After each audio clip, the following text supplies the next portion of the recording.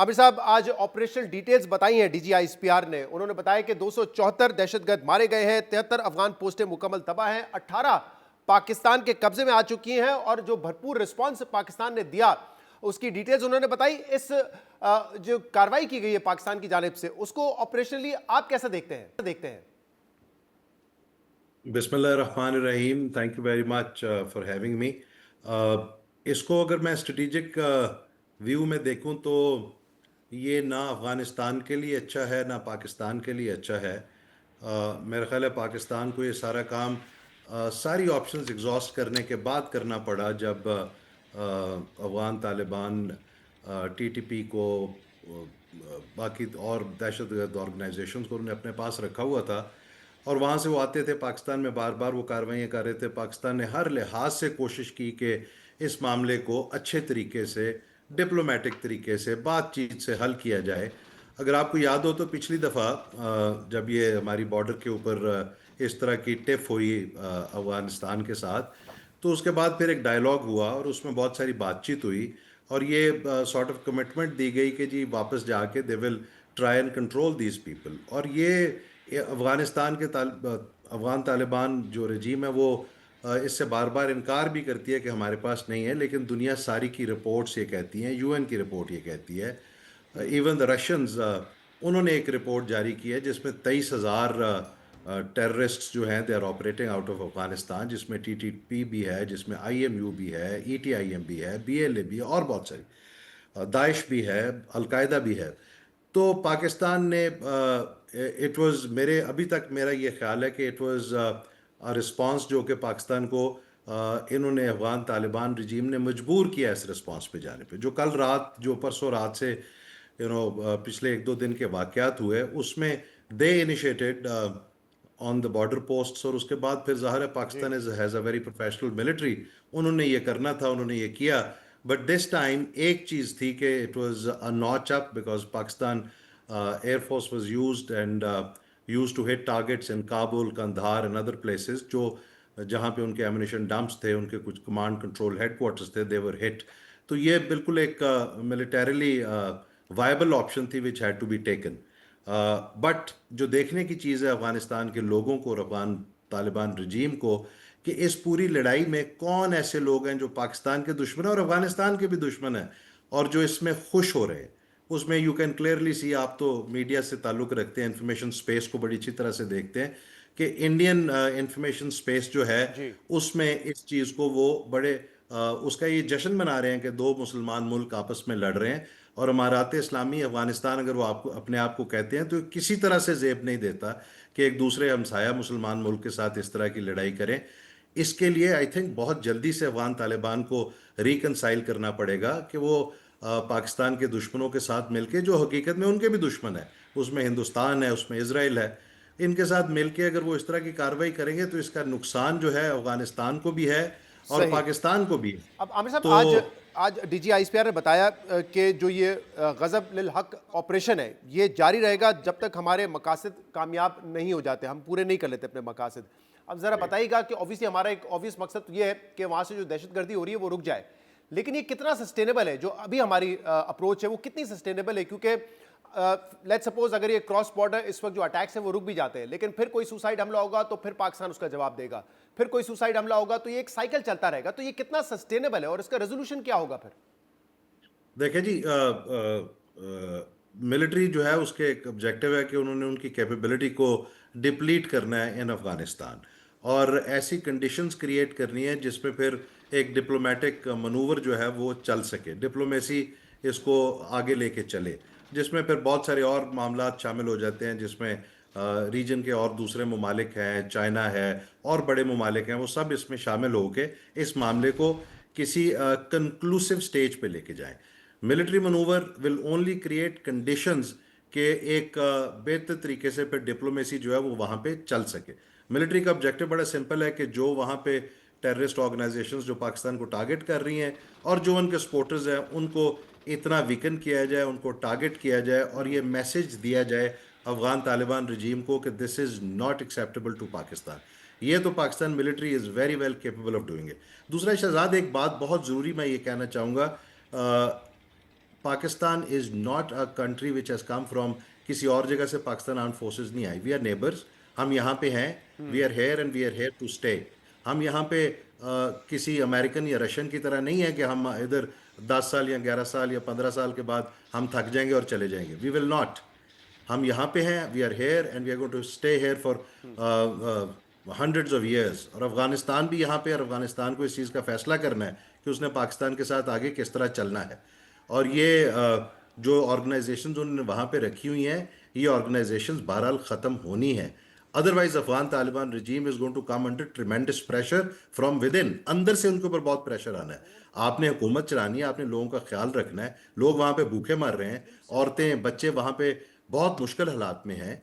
आप एक ये चंद लोगों को आप संभाल के चल रहे हैं, चंद पैसे जो आपको दाएं बाएं से डिट्रैक्टर्स ऑफ पाकिस्तान और detractors of the Muslim world, आप उनके साथ मिलकर ये काम कर रहे हैं। ये तो बहुत मेरा ख्याल है अफगानिस्तान में बहुत दानिशवर लोग हैं, उनको ये समझना चाहिए कि ये बहुत शर्म का मुकाम है अफगानिस्तान के लिए। Pakistan military is not a military जो कि जिससे ये सवाल किया जाए कि आप कितनी देर तक ये करेंगे। ये हम बहुत पहले भी उनको कहते होते थे कि भाई वी आर हेयर, हम जी। इधर हैं, हमारे बच्चे इधर हैं, and we are going to take it to the logical end. इसलिए बेहतर ये होगा कि हम सारे मिलके बैठ के इस मामले का अच्छे तरीके से हल निकाल लें। सही। वी आर नॉट और आउटसाइडर्स, वी और क्योंकि belong here, obviously we stay here. आपने जैसे कहा कि पाकिस्तान की जो मिलिट्री पावर है, हार्ड पावर है, वो इससे ज्यादा भी है। आपको लगता है कि अगर ये सिलसिला इसी तरह चलता रहा तो शायद हम इससे ज्यादा उनको नुकसान पहुंचा सकते हैं, और करेंगे हम ये? दैट इज देखिए एन जी, फिर ऑप्शन। शहजाद, जी। देन देखिए जी, we have to identify the as a military man, then we have to identify the centre of gravity of the problem. अगर centre of gravity Afghan Taliban regime है, तो फिर पाकिस्तान मिलिट्री, ये मेरी अपनी असेसमेंट है, जी। Then Pakistan military, Pakistan government, Pakistani nation will be force to hit targets of the regime directly, ताकि उस रिजीम को फिर वहाँ पे वो that kind of pain and punishment is exerted to, is given to that regime, कि उनको इस चीज़ का एहसास हो कि दे आर नॉट इम्यून, नहीं है वो। अगर वो इन लोगों को सपोर्ट करते हैं जो पाकिस्तान में आके हमारे सिविलियंस को, हमारे फौजियों को, हमारी पुलिस वालों को टारगेट करते हैं, तो state of Pakistan is not going to sit back and wait.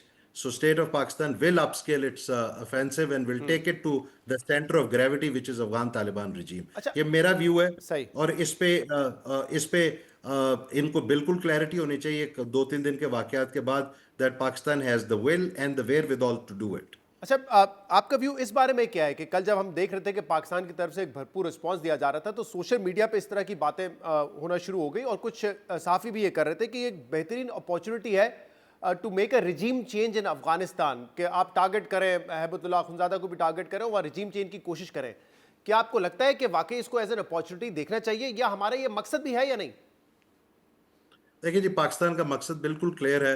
आज से नहीं, हमेशा से पाकिस्तान का मकसद अफगानिस्तान के हवाले से यही रहा है, and right from 1947 to this day that objective has not change. Shahzad, मैं आज ये बिल्कुल क्लैरिटी से बताना चाहता हूँ, हमारा मकसद है to have a peaceful Afghanistan, to have an Afghanistan which is, जहाँ पे पाकिस्तान, अफगानिस्तान, सेंट्रल एशिया, बाकी सारी स्टेट्स मिलके यहाँ पे economic development, socio political development इस लेवल की हो के एक बहुत अच्छा कोऑपरेटिव एनवायरनमेंट क्रिएट हो। That is Pakistan objective regardless of which regime is there. अब अनफॉर्चुनेटली पहले वहाँ पे सोवियट्स थे, फिर वहाँ पे और लोग आए। अब अगर आपके पास अफगान रजीम के पास ये मौका है, तो इस मौके को ज़ाया नहीं करना चाहिए। पाकिस्तान का ऑब्जेक्टिव एक ही है, peace with Afghanistan and peace on reasonable terms, good terms, दोनों के लिए, सही। अफगानों के लिए भी और पाकिस्तानियों के लिए। और दैट्स अगर the objective regardless of which regime. ये राइट। जो ना डायनामिक्स, इसके ऊपर बात करना शायद मुनासिब नहीं है मेरे लिए इस वक्त के, जी रिजीम चेंज होनी चाहिए नहीं होनी चाहिए। अफगानिस्तान के अपने बहुत सारे ऐसे डायनामिक्स हैं जो कि अनफोल्ड हो रहे हैं ऑन इट्स ओन, वो पाकिस्तान को उसको करने की ज़रूरत नहीं है। तो लेकिन पाकिस्तान का ऑब्जेक्टिव रिमेन्स द सेम, सही। अ आप कह रहे हैं कि पीसफुल बड़ा क्लियर ऑब्जेक्टिव है हमारा अफगानिस्तान। कि वी नीड पीसफुल अफगानिस्तान, लेकिन क्या वजह है, क्या हमारी माजी की पॉलिसियों में कोई खामी रही है जिसकी वजह से, चाहे वो हामिद कारजाई हो, अशरफ गनी हो, नॉर्दर्न अलायंस के लीडर्स हो, या अब टीटी है जिसको दुनिया समझती थी कि वो पाकिस्तान के अलाए, ये सब इंडिया के हाथों इस्तेमाल हो रहे होते हैं, इंडिया की प्रॉक्सी बन जाते हैं, हम भी उनके ऊपर ये इल्ज़ाम लगा रहे होते हैं? क्या वजह है इसकी? Shahzad please try and understand, ये it is not one way traffic. ये ऐसा नहीं है कि एक वहाँ पे अफगानिस्तान है और यहाँ पे पाकिस्तान है और ये आपस में बैठ के सारे मामलात को हल कर रहे हैं, देख रहे हैं। हम इसको अगर थोड़ा सा पीछे से शुरू करें, तो Pakistan did not invite, and even the Afghans did not invite the Russians to come to Afghanistan. जी। वहां पे एक उसके बाद एक पावर प्ले हुआ, एक उनके साथ वहां पे एक लड़ाई हुई सोवियट्स के साथ, वो 8-10 साल रहे, फिर वो वहां से चले गए। उसके बाद वहां पे कभी भी पीस नहीं हुआ, उधर एक इंटरनल जंग शुरू हो गई, और वो इंटरनल जंग काफी लंबा अरसा चलती रही। उसके बाद 9/11 होता है, और फिर अमेरिका लेड नेटो फोर्सेस कम देर, और एक एनवायरनमेंट और वहां पे शेप ले जाता है। आज भी जब अमेरिकन वहां से चले गए, तो अफगानिस्तान को सिर्फ इस नज़र से नहीं देखा जा सकता कि वहां पे अफगान तालिबान है और कुछ कंटेस्टिंग फोर्सेस हैं विद इन अफगानिस्तान, और वहां पे कोई 20-22 किस्म की टेररिस्ट ऑर्गेनाइजेशन है, और इस तरफ पाकिस्तान है जो इनके साथ मिलकर कोई ना कोई हल निकाल लेगा। It all is happening in a regional power play, it is all happening in an global power play. वो फोर्सेस भी एक्टिव हैं वहां पे। मैं आपको आज, I think people should know this, Afghanistan की रिजीम को आज भी $40 मिलियन पर वीक कहाँ से आते हैं? कतर से एक जहाज उड़ता है जिसके अंदर $40 मिलियन होते हैं, और वो अमेरिकन वहां पे भेजते हैं। And who knows how much money more comes from different sources to different people. तो एक ग्रेट पावर गेम के अंदर भी ये चीज चल रही है। कुछ ऐसी फोर्सेज हैं जिनको यहाँ पे स्टेबिलिटी नहीं चाहिए फॉर देयर ओन रीजंस। उसमें भारत है for their own short sighted goals, उसमें इसराइल है for their own short sighted goals, then there is a great power game which is going on. So इस सारे इस के अंदर ग्रेट ये पावर सारी गेम पे चीजें पहले भी चल रही आपका है। मैंने एक इंटरव्यू देखा था और आपने कहा था ऑब्वियसली चाइना को इस रीजन में काउंटर करने के लिए इसमें अमेरिका भी इन्वॉल्व है। अब द क्वेश्चन इज कि फिर इसको लॉजिकल कंक्लूजन तक कैसे लेके जाएं? अगर हम यही ख्वाहिश इसको है हमारी लॉजिकल कि हम कॉस्ट कंक्लूजन बढ़ाएं, तक उनको टेबल पे लेकर आएं, वी तो अगर हैव ये टू, ग्रेटर पावर्स इसमें इन्वॉल्व है तो कैसे मुमकिन होगा ये? okay, if that be the case, then it has to be a then we have to play strategy। फिर आपने स्ट्रेटजी खेलनी है। फिर आपने जो नेबरिंग स्टेट्स हैं जो सारी अफगानिस्तान से इफेक्टेड हैं, वन वे और द अदर नेगेटिवली इफेक्टेड है, और अगर अफगानिस्तान में पीस हो तो वो पॉजिटिवली कन्वर्ट होता है into dividends for the region and for Afghanistan and for Pakistan. जिनके लिए पॉजिटिव है वो है सेंट्रल एशियन स्टेट्स हैं, जिसमें ताजिकिस्तान है, उज्बेकिस्तान है, तुर्कमानिस्तान है, ईरान है, very big state out there, and then Pakistan है, चाइना है, रशिया है। इन सारी स्टेट्स को यहाँ से अगर पीस होता है तो इसका फायदा है। मैं तो ये भी कहता हूँ कि ये बड़ी शॉर्ट साइडेड अप्रोच है किसी की भी, जो भी ग्रेट पावर गेम खेल रहे हैं। जो यहाँ पे ऑर्गेनाइजेशंस पाई जाती हैं, they will have an impact beyond this region also. सही। सो ये दाइश कहाँ से आई? दाइश पाकिस्तान में या अफगानिस्तान में नहीं थी। Daesh originated from somewhere in the middle east, और सीरिया और इराक से कहीं ये दाइश आई है। इसका भी एक पूरा लिंकेज अगर आप उसको स्टडी करेंगे। So what we need to do in my opinion is कि हमने इन सारी स्टेट्स को अपने साथ, जो स्टेट्स लाइक माइंडेड है, जो यहाँ पे पीस चाहती हैं, उनको लेके आना।